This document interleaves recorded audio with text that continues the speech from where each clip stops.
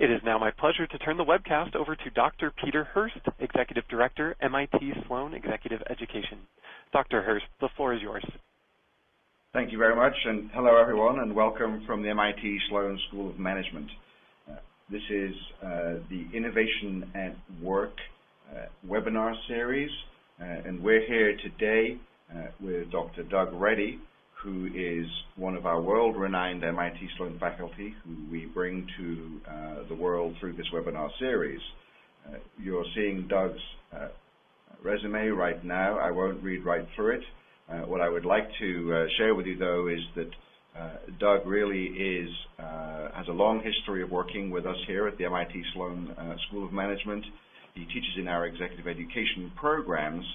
Many of you, though, may know him for his work over the past few decades in founding the ICEDR organization, which does research into executive development and talent management. And Doug's research with that organization and publications are quite prolific. You can see some examples of those, and we'll provide some further reading at the end of this session today. I would encourage you to ask questions. The method was just described as we go through. I will be reading these questions and collect them and ask Doug in a few moments throughout the webinar some of the questions that you all are asking, and we hope we can get through all of those. With that, it remains for me to hand over to Doug. We have over 1,200 people registered from all over the world for this, so it should be a great session. And so, Doug Reddy, please, could you share with us what is this talent management strategy of which you speak?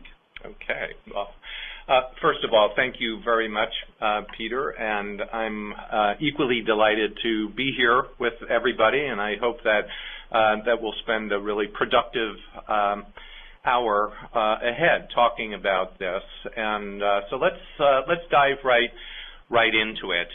Peter asked that question about how do we begin to think about building a game-changing talent strategy. I actually like to start with the idea of what's it going to take to build game-changing organizations. And Peter referenced some of the work that I've done in this area. The most recent Harvard Business Review article that I did was called Building a Game-Changing Talent Strategy, and it linked together this notion of if we're going to build game-changing organizations, we had better think about having a game-changing talent strategy that supports it. And so let's start there. Let's take a look at what we're talking about when we say what kind of organizations do we want to build, do we want to be working in out into the future. And primarily what, and you all know this, I mean, what we want are to work for organizations that stand out, that with people who think differently. They go beyond just simple value creation. They go beyond difference making. They really become game-changing in their nature, and the atmospherics, the environment is all about crafting a special place. And so we'll talk about, well, how do you do that? That all sounds great, but how do we actually make that happen? And so we'll start off on the elements or the hallmarks of a game-changing organization, and then we'll begin to explore what we'll need to do from a talent management point of view to make that happen. So let's get started. I mean, game-changing organizations really begin with the heartwood of your business model, and that is having a powerful sense of purpose that's involved in it. So we want to place purpose at the core.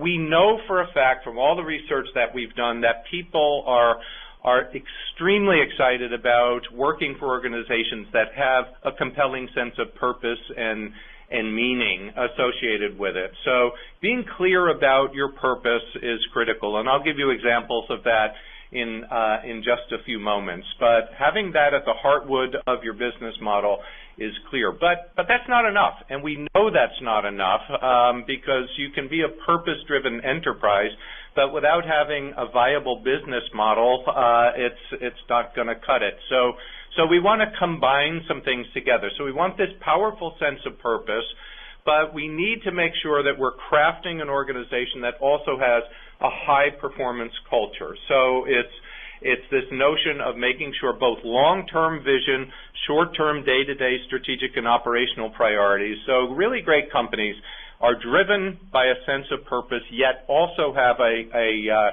high-performance culture associated with them. But even that's not enough. And so the truly great game-changing companies combine this sense of purpose and high performance with a climate that is all about having core values and guiding principles. And so it's these three capabilities together that really begin to create game-changing organizations. And so this notion of the hallmark of a game-changing organization is all about building organizations that are purpose-driven, performance-oriented, and principles-led. And so this sounds pretty easy, right? And it's easy for me to say this. It's incredibly difficult to do. And when you get a chance, if you'd like to chime in with a question, Peter will let me know if there's a question or two that comes in. I would love to hear from any of you about why this is so hard to do. Why is it difficult to be able to build organizations that at the same time are purpose-driven, performance-oriented, and principles-led? Okay. Yeah. So with that, what we've got are this notion of one of the reasons why it's so hard is because this is a difficult task to do. I mean, we've got a McKinsey study that it cites around building critical organizational capabilities, indicates that almost 2/3 of organizations have stated things like building a critical organizational capability or talent management processes is a top priority, yet less than 1/3 of those organizations actually invest the time to do it. So we're trying to figure out, well, why is this the case? What are some of the big challenges around that? And comments that you'd have for this, we'd love to be able to hear from you. One of the things that we'd like to do is to get a sense from you and make this as interactive as we possibly can, even though we're doing it in a webinar format. There are people from all around the world. The first question here for you to reflect on is to what extent does our organization have a well-articulated, well-understood, powerful sense of purpose? So if you think about this, give yourself a grade for your organization. To what extent, number two, do we have a high-performance culture in the organization? So, again, grade yourself here. To what extent are we crystal clear about the principles, our core values that remain true both in good times and bad? And the fourth, I'd like to know, and hopefully we can push this out as a poll on the fourth question, is to what extent are we able to be purpose-driven, performance-oriented, and principles-led simultaneously? So perhaps if we can see what this would look like from a poll, I'll give you some time to respond to this.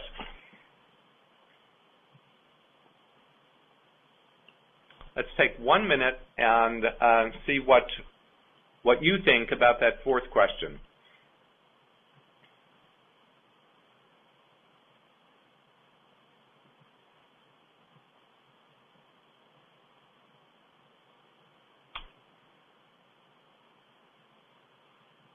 While people are thinking about that, Doug, a couple of questions that came in immediately that I think might be quite interesting. You'll get to later, I suspect. One is, surely the answer to the question of what's difficult is, it's the people. Mm-hmm. And a few people are asking, isn't it the people that we hire, so we're getting it wrong right from the start? Mm-hmm. Yeah. Well, I mean, that's a good question, and that is often one of the responses that we have. I will get to this in a couple of minutes, Peter. And as we all know, people often leave bad bosses. They don't often leave their organizations, and so it's very important that we make sure that we place development as a priority in our organizations. And so it's not only have we made the wrong decisions in terms of who we're hiring, it's the people who are leading and managing the people now. So if you're not a solid, good developmental leader and you're holding people back or providing people with non-helpful critical feedback, I mean, people are going to get very frustrated and leave. So it's a two-way street in terms of it's the people. The Carpenter adage of measure twice, cut once, that certainly fits when it comes to sourcing of talent. You want to make sure that every person that you bring into the organization has been assessed and vetted as carefully as possible, not only from an expertise point of view, but from a culture and values point of view. Okay, well, it looks like we're in the middle of the road here, which means that we don't really know. We're saying, well, sometimes we're strong in this area, sometimes not. And a small percentage of people who are saying, we're able to do this, simultaneously. It is amazingly hard to do. It's relatively easy to have a compelling purpose statement. It's relatively easy to have a hard driving performance culture. It's relatively easy to lay out a set of core values. It is very difficult, as I see here by these numbers, to actually pull this off simultaneously. Part of the reason why is that, you could have a core set of values about collaboration, about being in the business for the long term, and all of a sudden margins thin out and an edict comes down from the group head office saying we need to cut across the board 5% and we need to include headcount reductions with that, and it seems to fly in the face of the core values of the organization, and trust can deteriorate very quickly in an organization. So this is just one of the reasons why this is very difficult to do. And we'll talk about other reasons along the way, but your responses to the poll are not really different from what I've seen all around the world, and I'll do this many times with intact groups of companies who are trying to make sure that they're building a distributed leadership capability right across the enterprise. And usually the culture of the organization is one that needs paying attention to in a very, very, very big way. So what we need to do, and Peter referenced this notion from the question you had about, if we're going to build game-changing companies, we need to build effective leaders who are able to get it. And if I may, this is one little cartoon that lets us see that this is not the type of leader that we're looking for into the future. Somebody who's sitting here saying, I'm at the top of the hill, I've got thousands of people who are absolutely willing to follow me no matter what. I mean, this is a classic indication of yesterday's leadership mindset trying to head tomorrow's organizations. And so we, as you all know, don't need leaders like this anymore. More importantly, we don't need followers like this anymore. And clearly with the millennial generation, this is not going to happen. And so we're not going to have people who are just waiting for the edict to come in from on high. So we need to make sure we're building a distributed leadership capability that enables people to not only feel empowered but enabled to be able to really move forward with this. So what does that mean? So from a talent point of view, what that means is we have to start thinking about leadership in some creative ways.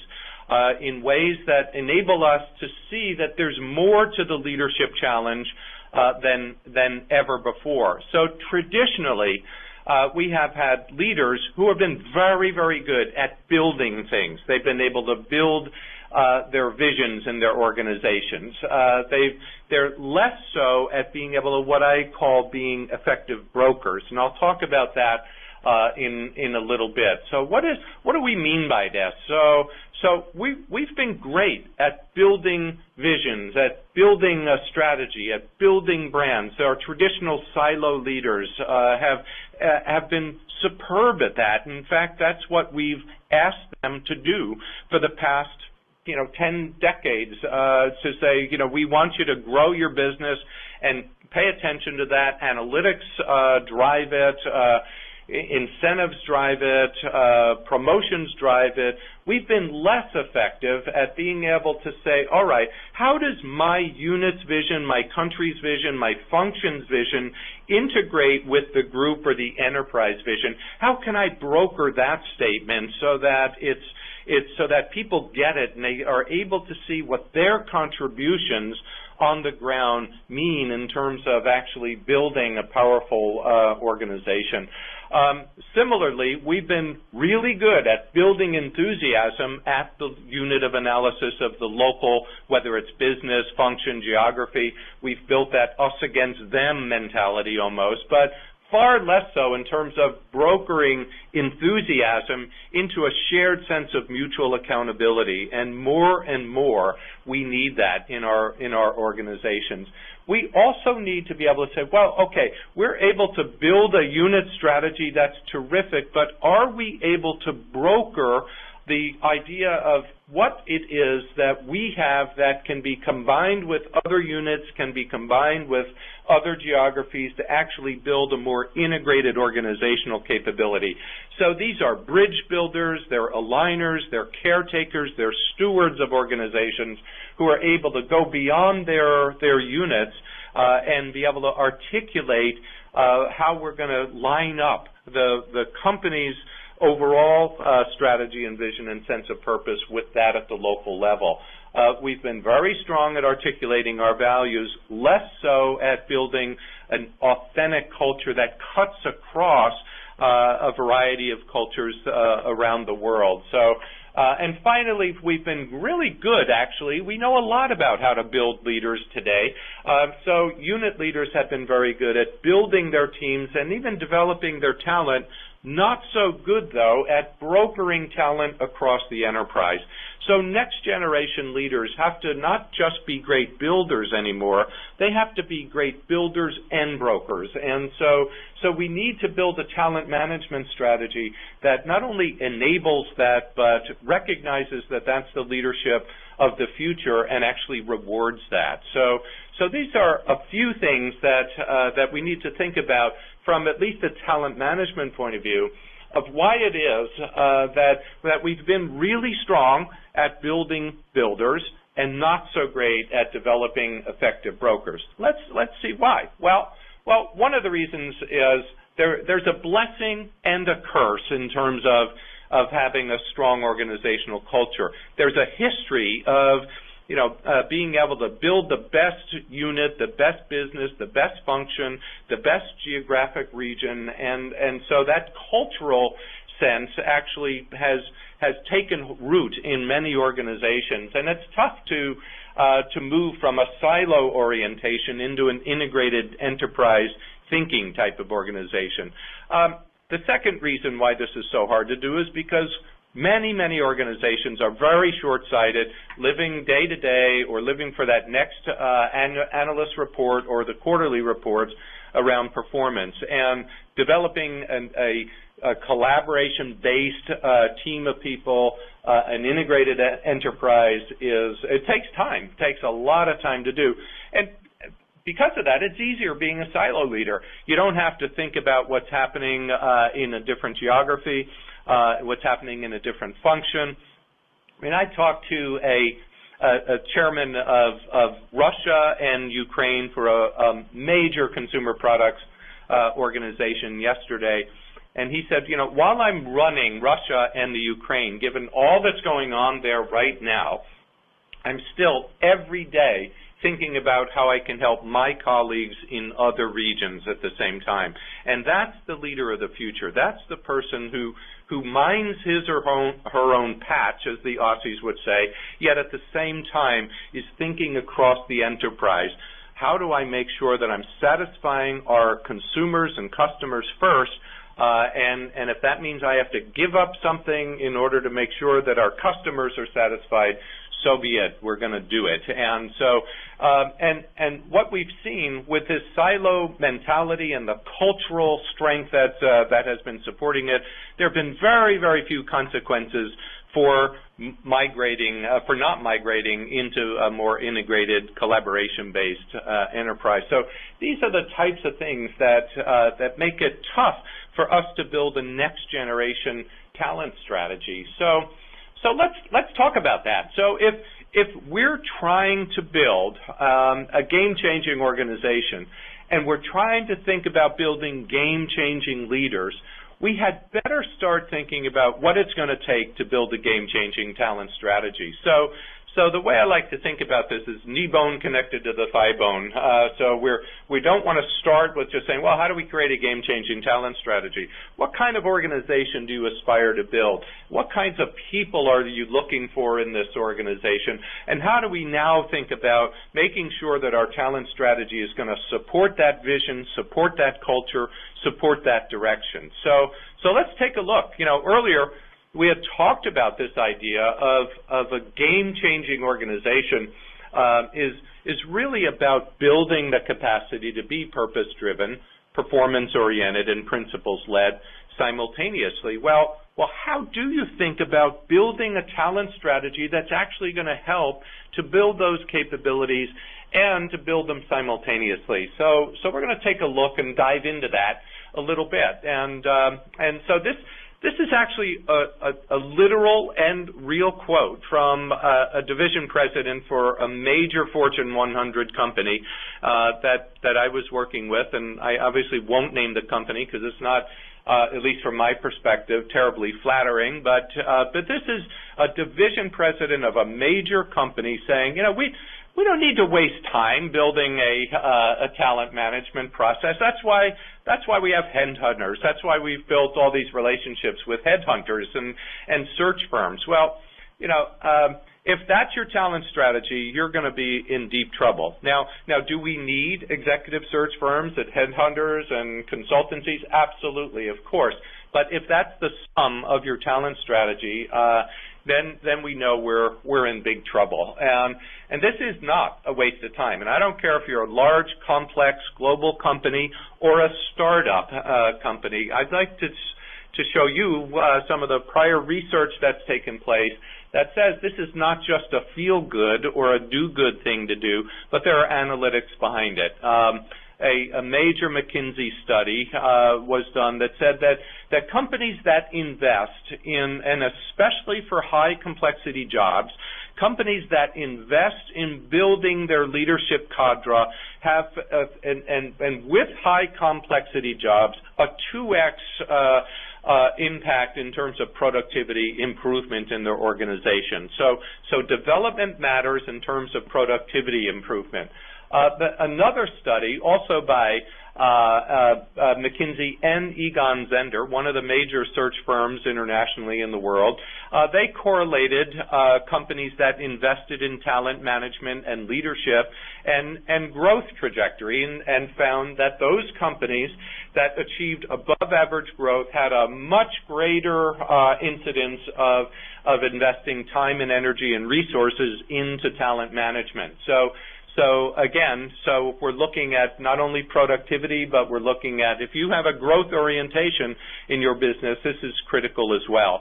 And if you're worried about the feel of the place, the Hay study just pointed to this notion that companies that invested time in building effective leadership had a much more powerful organizational climate that then impacted financial results by 30%. So you can begin to see this is not just about having a warm and fuzzy atmosphere inside your organization. There are analytics around it so we can connect the dots. So if you're sitting here saying, should we invest in the time and energy? Should I get my CEO involved in this? Well, ask him or her this question. You know, are you interested in having an organization that is above the norm in terms of productivity improvement? Are we interested in having an organization that is achieving above average growth? And are we interested in having an organization that has a terrific organizational climate? Then yes, yes, yes. Now, if we can pull this off, then we're going to have a game-changing talent strategy. It's going to be critical for us to be able to do that and do it in such a way that's going to enable us to have our eye on the prize, productivity improvement, growth, and a climate that's conducive to people being really, really energized. So what I'd like to do with some of the time that we have left is actually go from some of the conceptual framing to a case example, and we can talk more and if questions come in about other organizations, but I find it useful to say, okay, let's apply some of these concepts back down into an organization that is actually living this. And this is BlackRock. BlackRock, as you may know, is the world's largest asset management firm. It is a success story over the past 2.5 decades that has been nothing short of remarkable. They are an incredibly fast-growing firm and one that is the envy of their peers. I'll just leave it at that. It's a company that in that game-changing talent strategy, we profiled 3 or 4 companies, but spent the lion's share of the time on BlackRock because I firmly believe that BlackRock is among the next generation organizations in terms of putting it all together. Some organizations do certain things well, and some organizations do other things well. BlackRock does virtually all of the components of having a great talent management process well.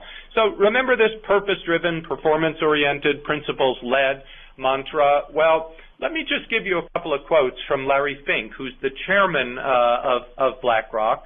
And this was, I didn't feed him this was just him talking about what's going on and it marries up exactly with this framework where Larry was saying, you know, what makes us a game changer at BlackRock here is that our clarity of purpose is crystal clear, always has been, always will be. So they work very hard on making sure that people get it in terms of why BlackRock exists as an organization. What hole would there be in the world if BlackRock didn't exist?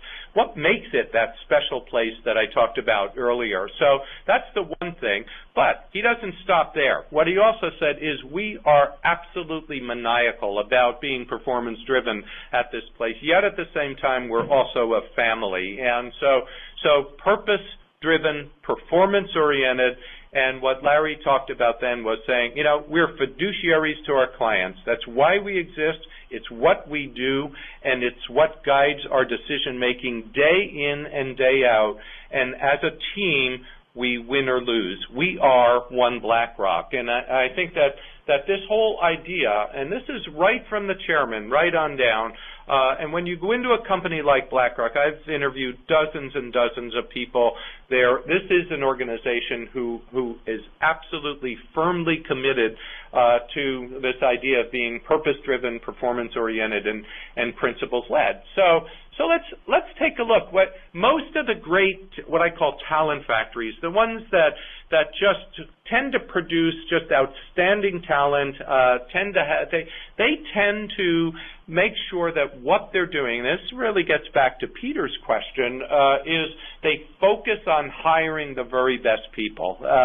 They focus on making sure that the people that are joining the place are not only highly skilled at what they do, but they're thoroughly excited about coming to work for BlackRock. And so hiring the best possible people, making sure that you build that orientation with them as powerfully as possible, but then being, again, maniacal about driving a high-performance culture in the place and having a developmental orientation. So this is something that we want to pay attention to. This is very, very simple on paper. When you see it this way, they say, look, we want to hire the very best people. We want to make sure that we're building a high-performance culture, and yet we're going to have a developmental view about things, and that's the foundation that underpins their talent strategy. But it goes way beyond this. And on the left-hand side of your screen, I wanted to show you this because they focus attention not only on expertise development. So if you want to be an outstanding specialist at BlackRock, you can do that. They have a thorough array of developmental initiatives that if people want to be the best analysts on the planet, they can thrive and do that. They want to be the best sales folks. If you want to be the best HR people, they can do that. You want to be the best technologist. iShares is the envy of the technology platforms in the asset management business. In fact, most of the other asset managers actually contract with BlackRock to use Aladdin, their technology platform. So and that didn't just happen overnight. That means they made sure they had the best possible people in every single functional area, in every business building area, in every geography that they do business. But on the right-hand side, they also say, we need great leadership as well, and we're going to do that in a way that actually builds a cadre of leaders. And so right from the start, they do a powerful onboarding initiative with people. They teach folks and run initiatives about what it takes to move from an individual contributor to a manager. They understand this importance of being an effective broker, so they have placed a special emphasis on being strong at being influenced without having direct authority inside their organization. And they've created an award-winning enterprise leadership program for people who are transitioning from those silo leadership roles into more general management roles inside the company. But these are the programmatic things that BlackRock does, and they're very powerful and they're terrific. But what underpins what they do as well are a couple of other things that I'd like to share with you. Number one is they are thoroughly committed to people development right from the start. They're deeply committed. They are strongly engaged in the development process themselves. So what that means is they have a leaders developing leaders culture inside the organization. So you are viewed as a hot prospect, a hot talent at BlackRock, to the extent that you're able to move other people actually out of your unit into other units to move them along. So leaders developing leaders culture is absolutely central to the BlackRock mantra of being a great talent factory. And the third thing is that they're accountable. They don't just say they have a leaders developing leaders culture.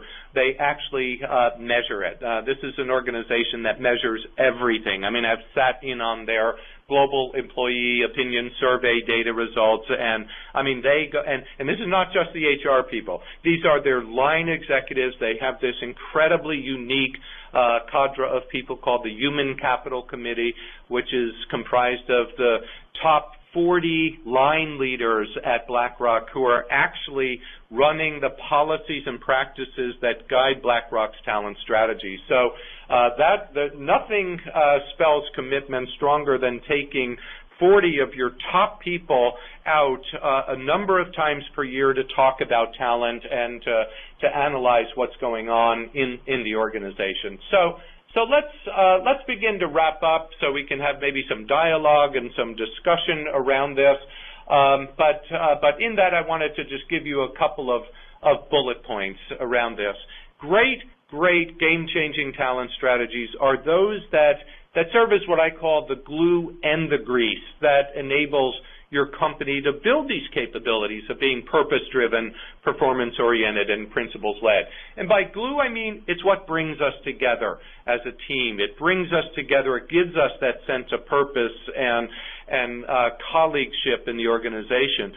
What I mean by the grease is it provides that facilitating agent that says, okay, we've got challenges, yet at the same time, because in BlackRock's example, we are one BlackRock, we can work together, we can get past the politics, we can get past the silos, our culture and our values enables us to think client first, customer first, enterprise first, beyond our individualized domain. So they make sure that their talent strategy, furthers this idea of building both the glue and the grease. As I said before with the BlackRock example, line leaders are in deep as talent champions, and that's what they call them. They call them, we are talent champions inside the organization. Deep commitment, broad-based engagement, and thoroughly accountable for leaders developing that next generation of leaders.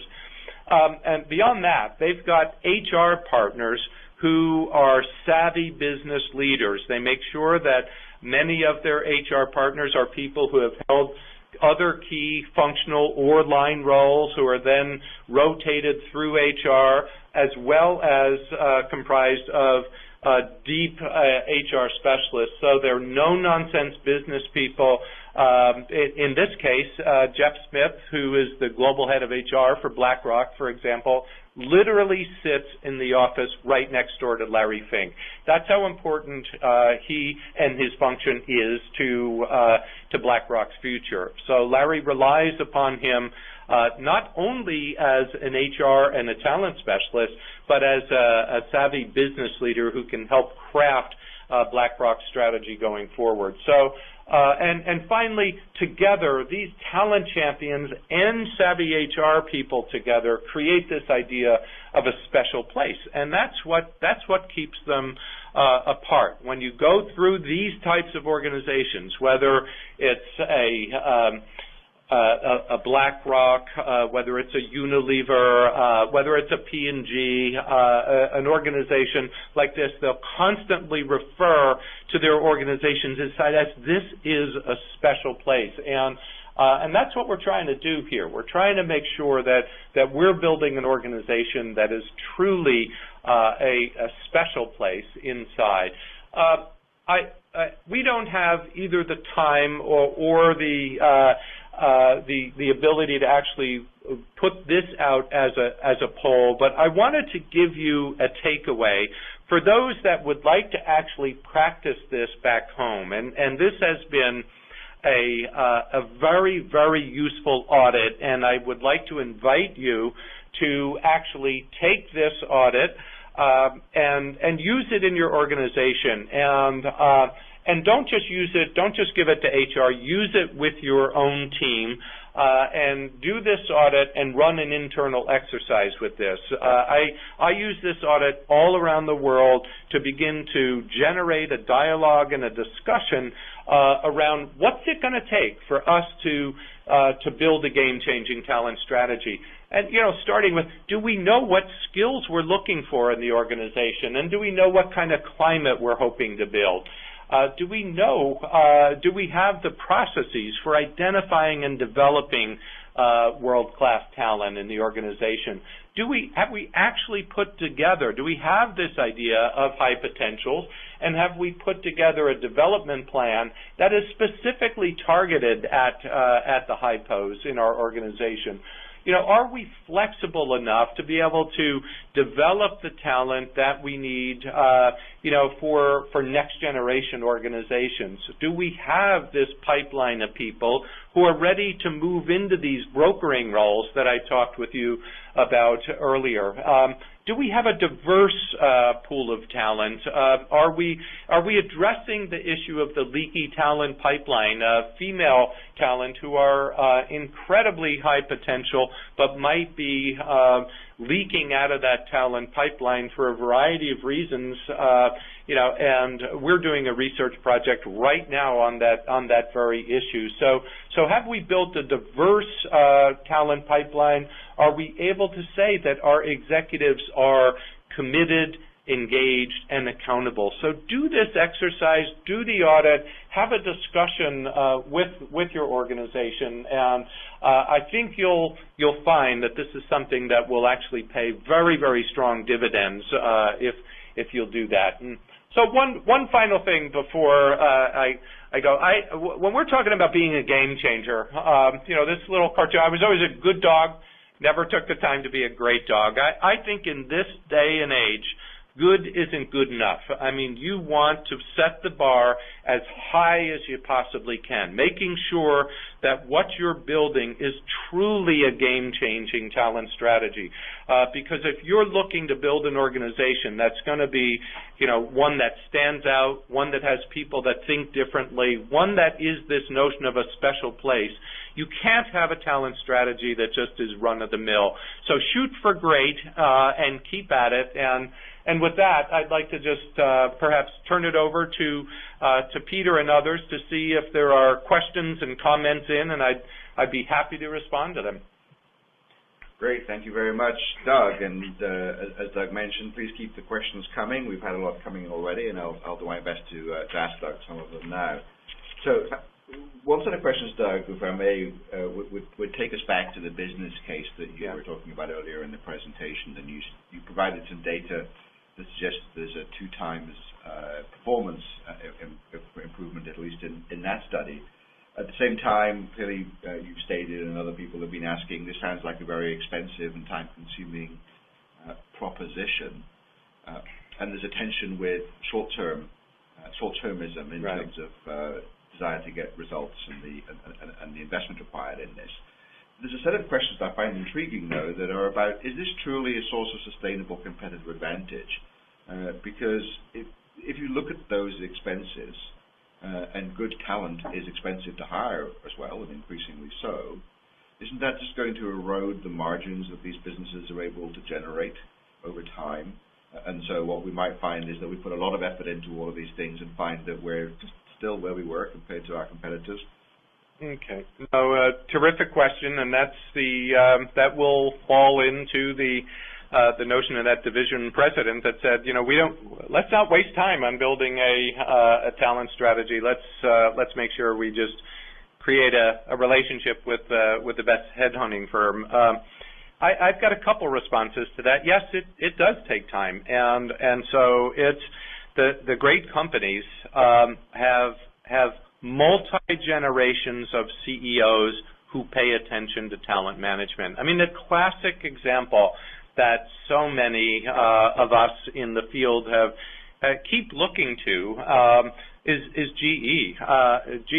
Look at GE. You might think of GE as a old world industrialized company. Nothing could be farther from the truth. I mean, they have a remarkable capacity to have continuously reinvented themselves over the past 150 years, and along with that has been a complete steadfast commitment to talent management and building the people and culture inside of the place. Unilever, the same thing. Procter & Gamble's the same thing. Pfizer, the same thing. So yeah, it is expensive, but as I often like to say, if you think that's expensive, look at the expense of hiring the wrong people, and then having lower productivity, a sense of malaise inside the organization. Getting rid of people is incredibly expensive. Payouts for people who are poor fits. So yeah, I mean, you need to go into this understanding that this is going to take an investment of time and of resources. Now, what I'd like to say, though, is because this is MIT, my guess is a good number of the people paying attention to this webinar are from small, energetic companies who are saying, well, look, I don't know if we have the time for this. So my response here is that this does not have to be a fancy pants, bureaucratic talent management process. What it means is we want to pay attention and build right into our culture the fact that people not only matter, but they are our most powerful weapon that we have. I'm writing a new Harvard Business Review article now, and one of the companies I'm profiling is HubSpot, and HubSpot is one of the fastest growing small, web-based marketing firms on the planet. Yet they have 700-800 people. So they're not these, 300,000 HSBCs or 300,000 GEs. But this is an organization who, from day one, Brian Halligan, the founder, one of the co-founders of HubSpot, said, look, we wanted to create this idea of a special place right from the beginning. And so they don't have a fancy talent management process, but what they do is they've built a very powerful culture. They make sure that people go through multiple interviews. They move people in and out of jobs every 6 months in the organization. So you can be a small startup, but say, you know what, people are drawn to challenge. They're drawn to great networks of other interesting people. So people want interesting work. They want interesting colleagues. They want this notion of a organization that is this idea of a special place with an authentic culture and a climate and that powerful sense of meaning. That's all you need to do. I mean, you don't have to have a sophisticated talent management process in order to be a great talent factory. Great. Yeah. Thanks, Doug. That's a very comprehensive answer, I think, to that question. And there are some follow-ons to that. You really just talked there about applying these principles in the context of a small startup. So we have a lot of questions. We have 1,200 people registered. Not all of them are CEOs and chairmen of companies. Right. So if you find yourself sitting in a company, whether you're an HR function or a line of business, where you are inspired by these ideas, have you got any examples where this kind of approach to talent management and process has really blossomed from the middle out rather than from the top down? Have you got any advice for people who find themselves in those companies? Sure. Yeah. That's a terrific question. Actually, that's a really good. I often say, don't wait for permission with this. I mean, you don't want to be a renegade just for the heck of it. Yet at the same time, if you've got that fire in your belly, you can do this at the unit level. You can do it at the geography level. You can do it at the functional level. There are this organization that I had mentioned before, where one of the division presidents had talked about, not wasting time on building a talent strategy. There happen to be other division presidents there who are all in on it, and one of the, and so that person's passion and the fact that over time people, he became a magnet for the great talent, and we started, so this other division president started to see people, migrating over to his unit because he was a great developmental boss. He built challenge into the work that was happening. He made sure he hired great developmental leaders. So yeah, I mean, you can start at the local level. Don't wait for permission. But at the same time, to be a good, contributor to an overall enterprise, I would say also you don't have to be a renegade either. So you can just get started at the local level, but try as hard as possible to communicate and in a sense, market what you're doing to your colleagues in different parts of the enterprise. So you begin to create this notion of a tipping point. Because you don't want to be a lone wolf with this over time, but you also don't want to wait. So I think you have to find that balance, but definitely do not wait until, if you don't have a CEO who, quote, gets it yet, get started at your own level, and people will all of a sudden want to be involved in your unit. And then the more success that you're having with that, word travels in organizations. And I think you can only receive great dividends from that of making sure that your part of the enterprise is a place where talent really feel like they can have growth, can have a collaborative environment, have interesting work, interesting colleagues, and the chance to grow. So yeah, I would say definitely start at the local level if you don't have that CEO who's really impassioned about it yet. Great. Yeah. There's a lot of interest in your idea of the distinction between being a builder and being a broker, and I think that's a new concept for a lot of us. And many people seem to be wondering, traditional incentives, would be they formal or cultural, really have rewarded people for building.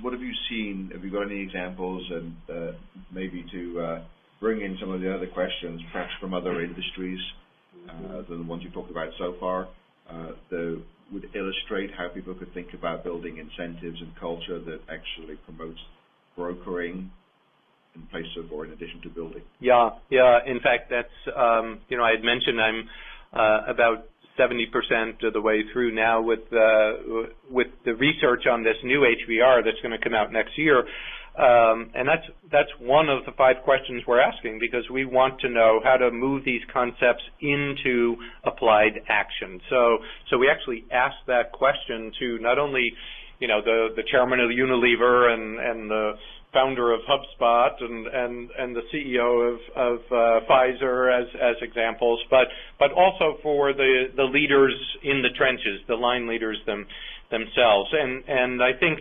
I would say that what you need to do is to find both economic and non-economic rewards for that. Not everybody's motivated by money, and sometimes a powerful message, a story told about somebody who reached across the enterprise.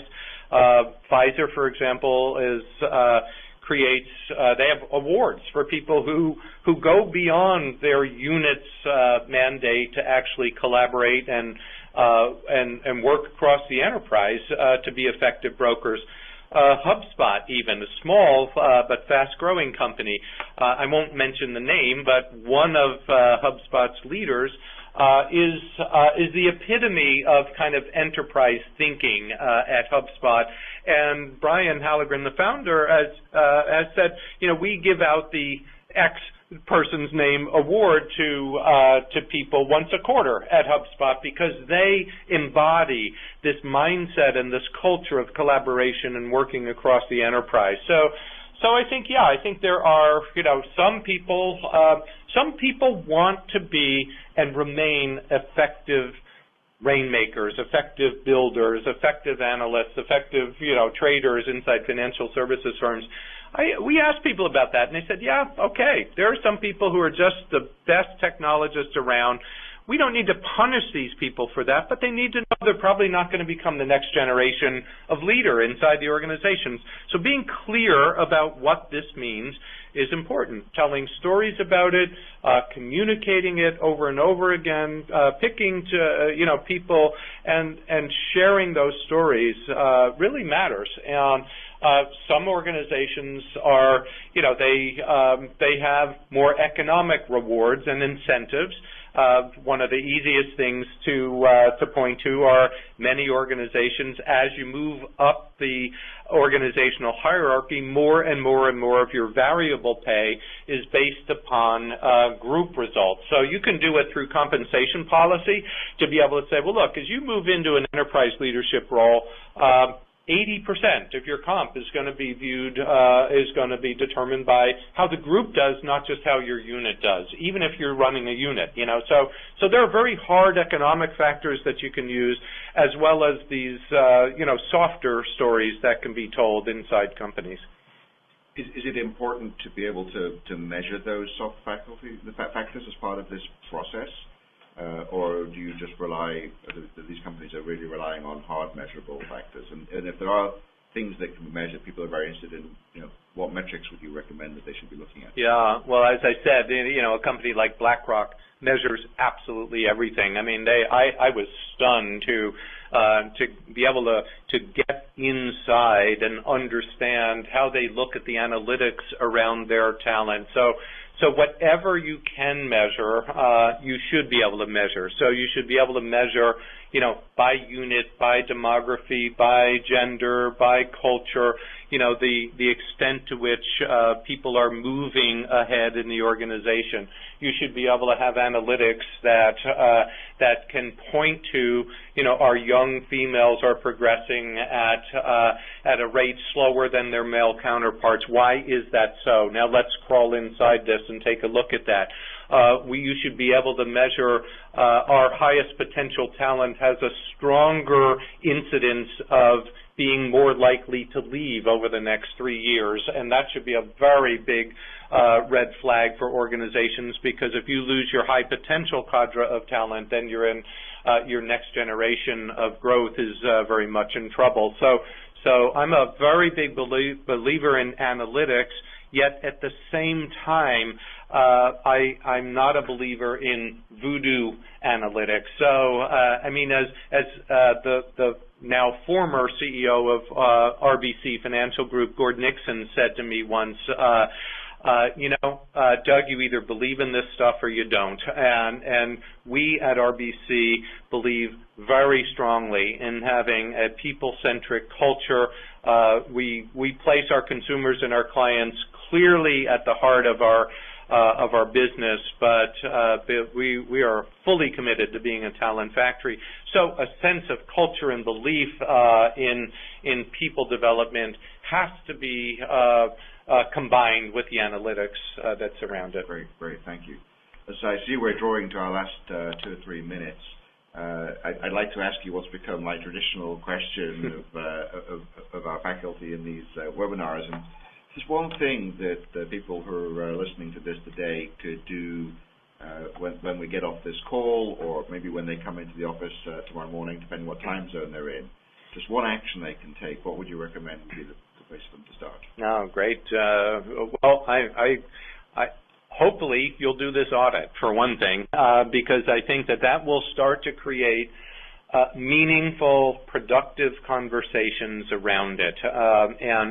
And you can do it for your own team. And so I'm a big believer in taking concepts and driving them into action. And to me, you don't want to be a lone wolf. You don't want to be somebody who's flying against the grain of what's going on all the time. But at the same time, you can take that simple audit. Please do it and create a dialogue inside your organization. Do that audit for yourself. Don't just, say, oh, gee, I really believe in this stuff, but it's my organization that's holding me back. Do an assessment of your do a calendar scanning. To what extent over the past 2 months have I engaged my people in talent discussions? IBM has a thing called the 5-minute drill, where every top management meeting that they have is ended with this notion of what they call the 5-minute drill, meaning and in that 5-minute drill, it's who of the 30 members of the top management team at IBM, they have to talk about talent that's hot, talent that needs to go someplace, that needs development. You can't do that if you haven't spent the time yourself. So I'd say get in the game, do the audit, start right there at home. Don't wait for the organization to give you permission to build a talent factory. Do it at whatever unit of analysis that you can do to be effective with your team, and get started with it. And don't look for the things that hold you back. Look for the places where you can start and then build from there. Fantastic advice. Doug Reddy, thank you very much. This has been an inspiring conversation. And if you could just do me a favor and advance onto the next slide. Okay. My pleasure. Thank you again. Thank you all for joining us. In the slide deck, which we will be sending out to everybody who registered, here is some featured reading that Doug has suggested, and I would strongly recommend that you look those materials up. And on the final slide that we have, just some more information about the 2-day executive education program that Doug teaches here at the MIT Sloan School. It always fills up, so if you're interested in coming and meeting Doug in person and having this conversation in more depth, then sign up soon for one of these upcoming programs. With that, thank you once again to you all. We really enjoy bringing these webinars to you, and it remains for us to sign off until we see you at our next Innovation at Work webinar. Thanks to all of our participants for joining us today. We do hope that you found this webcast presentation informative. This does conclude today's webcast, and you may now disconnect. Have a great day.